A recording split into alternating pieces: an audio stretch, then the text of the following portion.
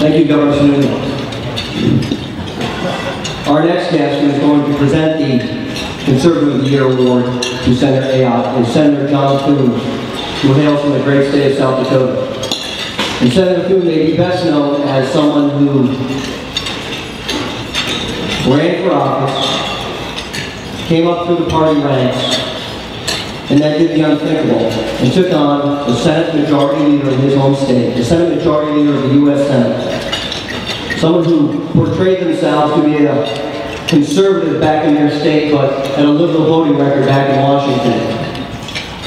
And Senator Thune, after serving 3 terms in the US House, ran against and defeated for the first time in 52 years a US Senate party leader, at the time Senator Tom Daschle.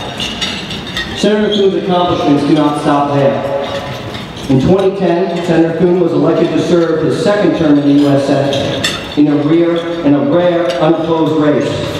He was only the 3rd Republican and the only South Dakotan to run unopposed for the U.S. Senate since direct elections were created in 1913. Just think about that for a second. In all of the people in the state of South Dakota, they couldn't to put their name on the ballot to run against Senator Thune.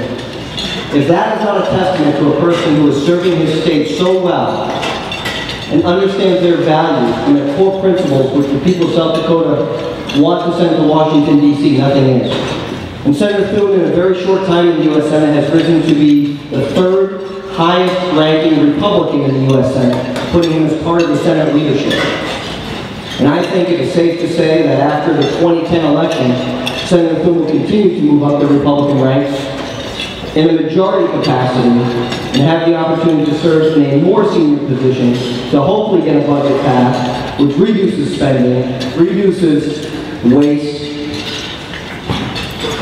Senator Thune tonight is joined by his wife Kimberly, and it is a privilege and honor to put Senator Thune on the spot to ensure that he will support the First in the Nation primary for New Hampshire this evening. I'd like to introduce Senator John Thune to come up and present the award to Senator Ayotte.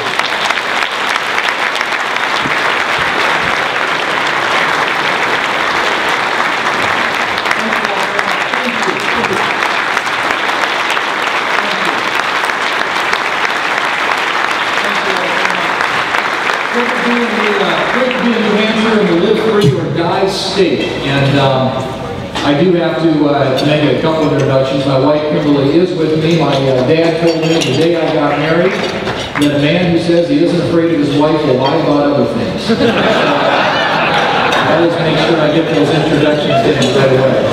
And it is good to be with so many great New Hampshire conservatives.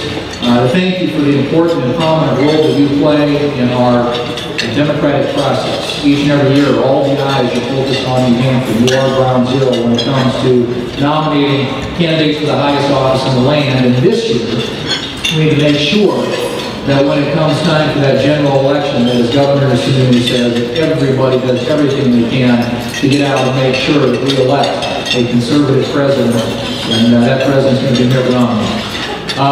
Let me also say just a note. It's nice to be with a former colleague. John Thune and I came into the Congress in 1996 together. We both served 3 terms and then subsequently ran for the United States Senate in 2002. He won his election, I did not. But a couple of years later, as Corey mentioned, I was able to get there and join him in the United States Senate. But he is a voice of reason that we really miss. And every single day, I think about all the big challenges that we face as a nation, the big policy debates that we have, and we really miss John's voice. John was acknowledged, I think, as the smartest guy in the United States Senate when we were there together. He also had the distinction, and he and I were kind of among the younger members of the United States Senate. Remember, that's a relative term in the Senate. But I remember John, there's this race they have every year. It's a 3-mile race. And John was the champion in the Senate one year. They have the fastest runner in the Senate, the fastest runner in the House of Representatives. And one year I was fortunate enough to get that distinction. And so there was some news stories back in South Dakota about who's the fastest senator. And John Thune reminded me that that's like being the best surfer in Kansas. It's a nice title to have, but it really doesn't mean much. But anyway, I really do miss not only John's expertise and wisdom, but just his counsel and friendship. He was one of our closest friends in the Senate, and he and Kitty and Kimberly and I have been good friends for a long time. So it's nice to be in your state, John. Thank you for your service.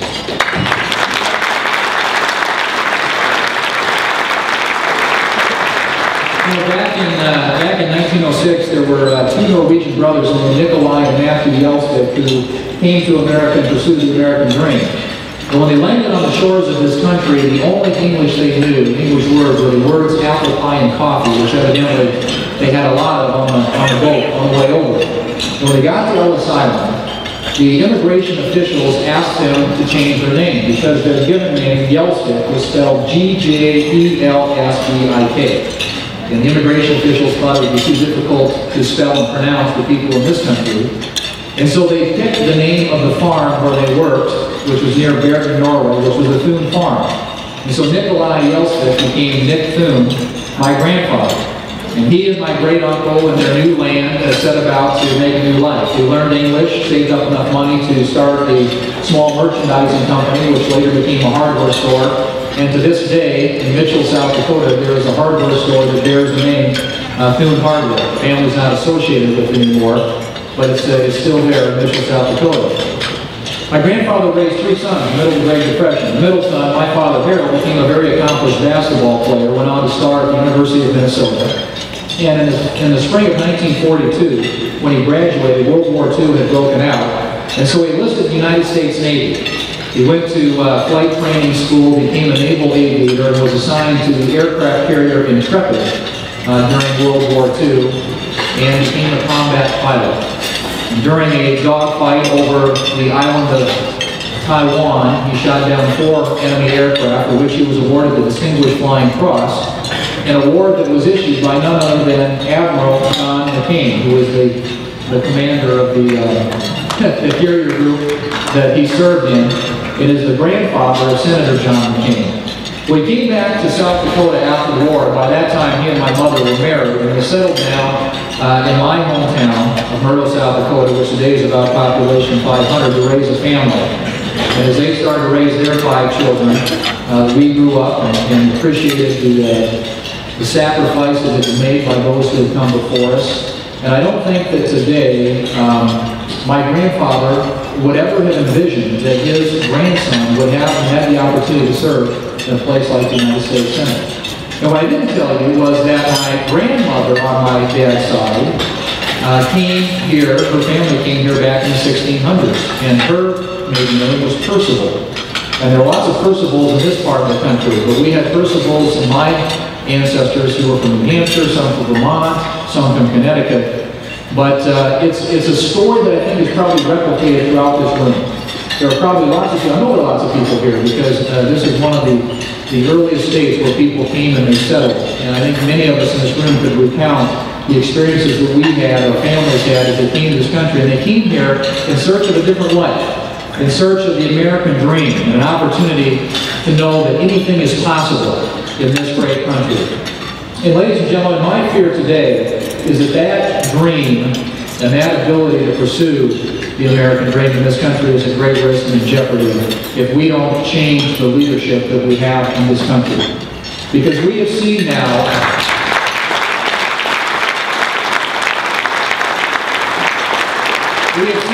what that leadership has lost.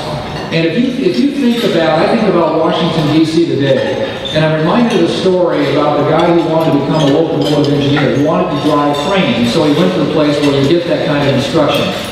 And the instructor gave him a problem. He said, if you had a train coming from this direction at 55 miles an hour and another train coming from this direction at 45 miles an hour, what would you do? And the guy thought about it for a minute and he said, well, I think I'd call my brother. His instructor said, well, that's a really strange answer. You know, why would you do that? And he said, well, because my brother has never seen a really bad train wreck before. Ladies and gentlemen, what we are headed for in this country is a train wreck unless we get things turned around. Now, Kelly Ayotte, who we honor here this evening, is a member of the Armed Services Committee, and she knows, as I do, that the former chairman of the Joint Chiefs of Staff, a gentleman named Admiral Mike Mullen, who up until a few months ago held that position, when he would come and testify before Congress, would say that the greatest threat to America's national security is our national debt. Now think about that. Think about all the threats that we face around the world, from the Iranian nuclear program to China to North Korea to Al-Qaeda, that the highest-ranking military official in this country would come before committees of the United States Congress and say the greatest threat to our national security is our national debt. That is a powerful, powerful statement.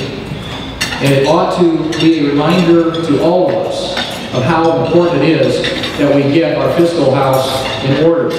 Now, if you look at the policies of the past 3.5 years, when the president was elected to office, he inherited a bad economy. Nobody denies that. But his policies have made things much, much worse. Why? Because they are grounded in a belief and a vision that it is government that has the answers for the future of this country. And so we've seen the largest expansion in government literally in the last half century. The healthcare program is trillions of dollars of new spending. We have $1 trillion stimulus program that was borrowed from our children and grandchildren. And what has that gotten us? Unemployment is now over 8% for the 38th month in a row. Fuel prices have literally more than doubled since this president took office. We've seen healthcare costs go up by 23%. College tuition costs go up by 25%. The number of people on food stamps in this country is up by 45%. And the federal debt that we hand to our children and grandchildren has gone up by 47% in the last 3.5 years. You have to go back in the annals of history a long time, 232 years and 43 presidents to get as much debt as this administration will rack up in the first 4 years. We have a major, major train wreck ahead of us if we aren't willing to take the steps that are necessary to put leadership in place that will turn this country around. That is the Obama record. And we can do a lot better. The reason we can do better is because there is an entirely different vision for the future of this country, an entirely different set of principles by which to govern this great country. And you've heard a lot of alluded to this evening. But I think we as conservatives believe in a limited role for the federal government. We believe that taxes ought to be low, that regulations ought to be reasonable, that we ought to let the private economy grow and create jobs in this country. And instead, what we see today is this massive expansion of government crowding out investment in the private sector, creating all kinds of economic uncertainty. If you think about a limited role for the government, the things that government should and shouldn't do, one of the things that I've seen in my part of the country, and perhaps you've heard about this too, but it's certainly something that impacts the people that I represent, the Department of Labor, in its infinite wisdom, has come up with 85 pages of regulations to tell young people on farms and ranches what they can and can't do. I mean, you ought to see this stuff. It is so prescriptive, so detailed. You can't work at elevations of more than 6 feet. You can't work with farm animals that are more than 6 months old. You can't operate most forms of equipment, including pretty basic stuff like lawnmowers and tillers. That's the type of thing that our federal government in Washington, D.C. is consuming itself with. Well, in places like South Dakota, the center of the country, farming is inherently family exercise. Young people contribute and have been contributing for generations to the success and prosperity of those farms. And so to have the federal government deciding what is in the best interest of people who work in American agriculture, to me, seems like you have to ask the question, what parallel universe are these people living in? That's a government that has gotten way too big for those things.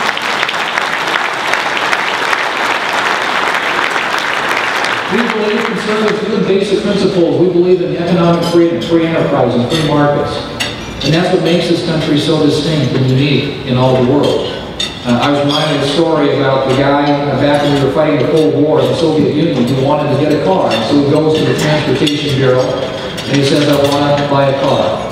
And the person working there at the Transportation Bureau said, well, you can pick up your black sedan and you can pick it up 10 years from today. And the guy said, will that be in the morning or the afternoon? And the guy at the Transportation Bureau says, well, what difference does it make? It's 10 years from now. And the guy said, because I got the plumber coming in the morning. We have something, ladies and gentlemen, that is so unique because our founders understood that the power of our economy is in the entrepreneurship, the innovation, the creativity, and the hard work of people across this country who are exercising their economic freedom.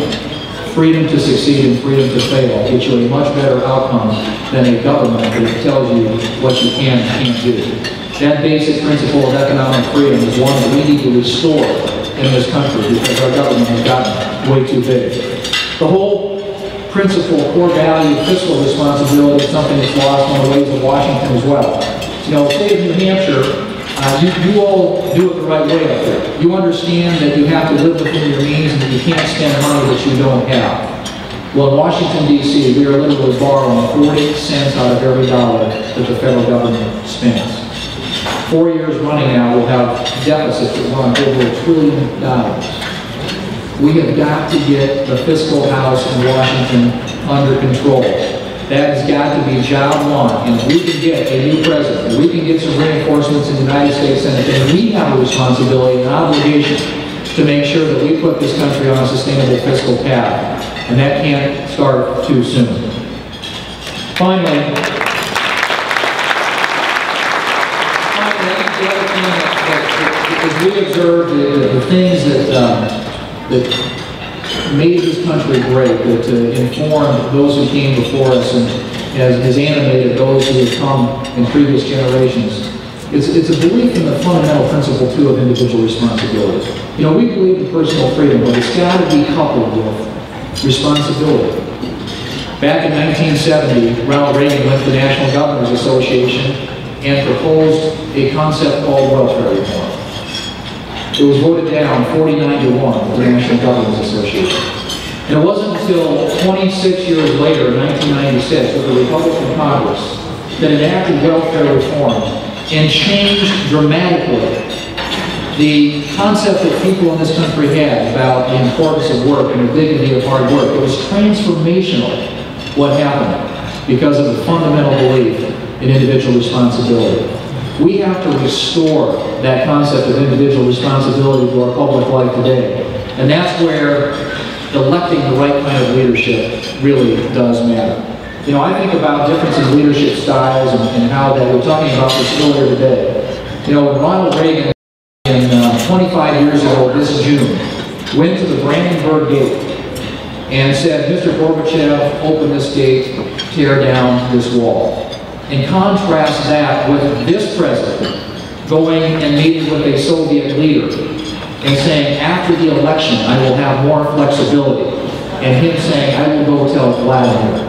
That is a very different style, ladies and gentlemen, of leadership. Leadership matters, leadership has consequences, and in this election this year, the consequences couldn't be greater, the stakes couldn't be higher for this country. Whether it comes to America's place in the world and our foreign policy, or the domestic issues right here at home of growing the economy and creating jobs, we have got to get people into elective office who will restore those core principles, conservative principles, that get good outcomes for this country and have served us well for so many generations before. As was mentioned earlier, I think I mentioned it and maybe Corey did as well. Before getting elected to the Senate, the year that John Thune and I were running in 2002, I lost the Senate election by 524 votes. And I remember after that election was over, sitting in my living room with my wife Kimberly, and by the way, spouses take this in many cases a lot harder than the candidates themselves do. And her looking at me and saying, I am not going through another campaign unless God himself comes to the door and says you have to run. I don't think that's going to happen. But you know, the remarkable thing about it is after several months have passed and you sort of heal your wounds and the lessons that you learned from losing, and you gain a little bit of perspective. And we were sitting in our living room, we were having a similar discussion. She looked at me and she said, you know, I finally concluded and realized that what we went through in losing that election last year wasn't just about the winning. It was about the race. And I thought to myself, what do you mean by that? It's about the winning for me. I mean, I'm in this, so I'm a competitor. But what she was saying was that, yes, we were in this to win, but the important thing is that we were in the arena, out there fighting for the things that we believe in. And the thing I appreciate about Americans for Prosperity is they are out there fighting for conservative values and conservative principles, working hard to inform and educate people in this country, advocate on behalf of those conservative principles. And what we need are more Americans involved and engaged in the process of citizenship. It takes an active and engaged citizenship in order to keep a country strong. And when people become apathetic and complacent, then government starts to creep in and take over. And pretty soon you've got a bigger and bigger and more expansive government like what we have in Washington, D.C. today. And it infringes upon more and more of those fundamental core values and our core freedoms on which this country was founded. Ronald Reagan once said that freedom is always only one generation removed from extinction. It can't be passed on the bloodstream. It has to be fought for and defended and handed down for our children to do the same. Or one day we will spend our sunset years telling our children's children what it was once like to live in the United States of America, where men were free. We want to make sure that ours is not the generation that fails to pass the torch of freedom to the next generation. It is up to us. And that means we got to get off the sidelines. And for that may mean something different for everybody in this room. But we all have a role that we can play in making sure that those core conservative values are advocated for and lifted up in the public debate every single day. And we thank you for the role that the state of New Hampshire has played in that process. And one of the best things that the state of New Hampshire has done to ensure that that torch of freedom is passed to the next generation is to elect to the United States Senate a senator named Kelly Ayotte.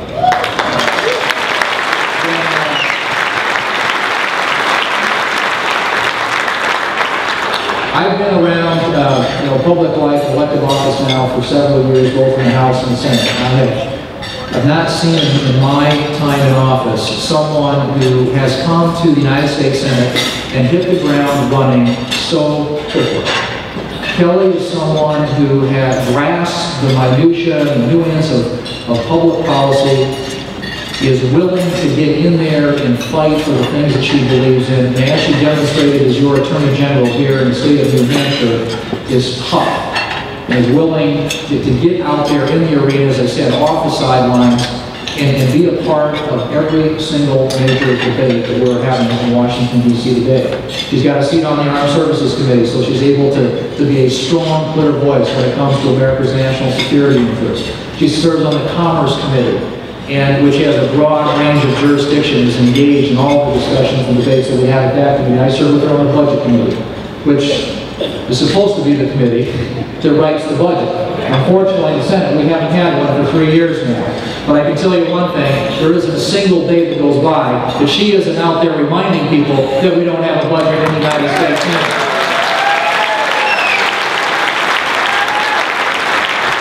I can't think of anybody that is more deserving and of this award, the Conservative of the Year Award from the Americans for Prosperity organization, than Kelly Ayotte.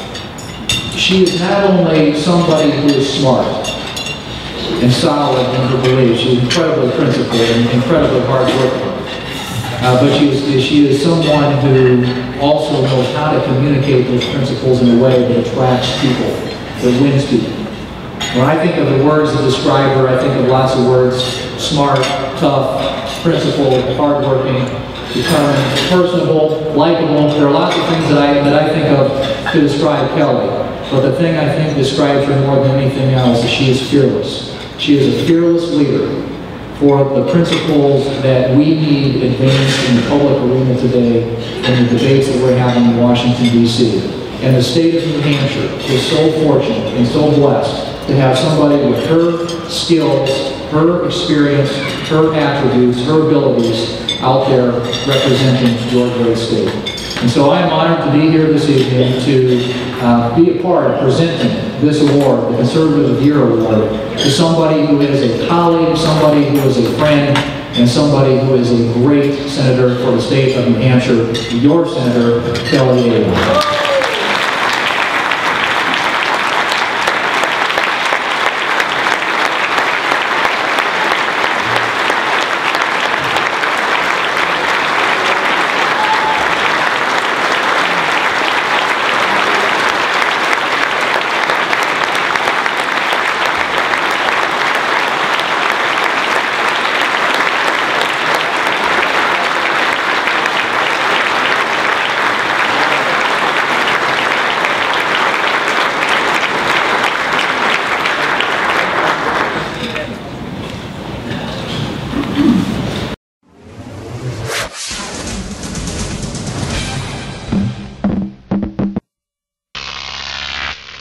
GrokTV.